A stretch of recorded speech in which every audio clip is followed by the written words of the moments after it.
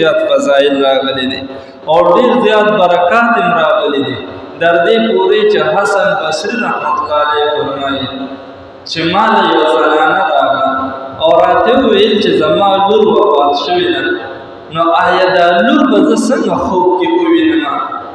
چې یاره د دې ما الله بخلې ده او که نه یې ده بخلې، دا په عذاب کې ده او که د جنت باغونو کې ده. حسن بصري رحمت الله علیه فرمایي چې ما ورته وویل چې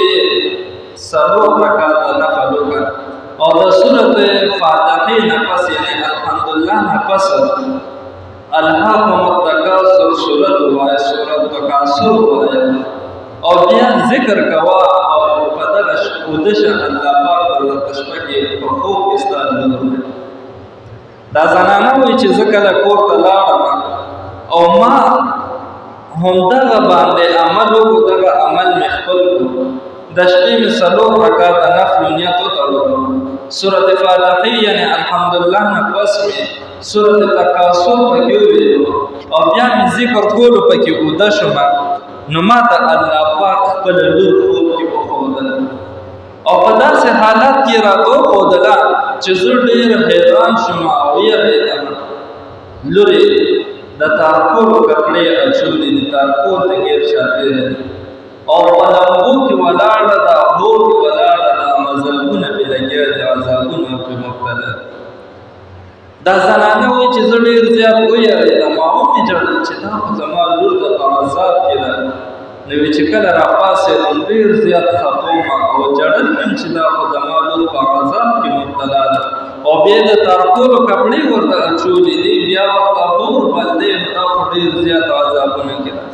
سحر کې حسن بصري رحمت الله علیه راغله او ورته یې وفرمایل چې زما لور ما خوب کې ولیده، نو د هغې خو ډېر بد حال دی. حسن بصري رحمت الله علیه ورته فرمایي چې ته صدقه ورکړه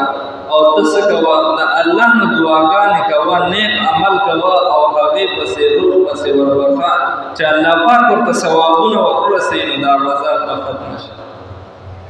حسن بصري رحمت الله علیه یو شپه د ښځه خوب کې ولیده، یعنې د دې ښځې لور خوب کې ولیده. نو حسن بصري رحمت الله علیه چې کله خوب ویني دا لورې په باغونو کې ده او ښایسته تختونه باندې ناسته ده، اوچته مرتبې ده او د غیر چاپېره د ښایسته باغونه دي او دا نجلۍ ډېره زیاته خوشحاله ده او تر دې پورې چې دا ډېره خوشحاله ده چې کله د حسن بصري رحمت الله علیه یې ولیدو، دا نجلۍ دې تپوس کوي ای حسنه زه دې وپېژنم؟ حسن بصري رحمت الله علیه ورته فرمایي چې نه ما خو ونه پېژندې، ته څوک یې؟ وی زه هغه نجلۍ یم چې تا د زما مور درغلې وه او تا ورته وویل چې دا عمل وکړه ته به خپله لور ووینې. حسن بصري رحمت الله علیه ورته فرمایي چې ستا مور خو ما ته د دې الټه ویلي، ته خو دلته باغونو کې خوشحاله او په نهرونو سره ناسته یې، یعنې داسې ښکاري چې ته جنت کې، او ستا مور ما ته ویل چې دا په لمبو کې ده، تارکول ته ګیر چاپېره دي، نو مور دې بدل راته ویلو، ته دلته بدل یې، دا څه مسله ده؟ هغه لورې ورته وایي، نجلۍ ورته وایي او حسن بصري زما مور درته صحیح ویلي.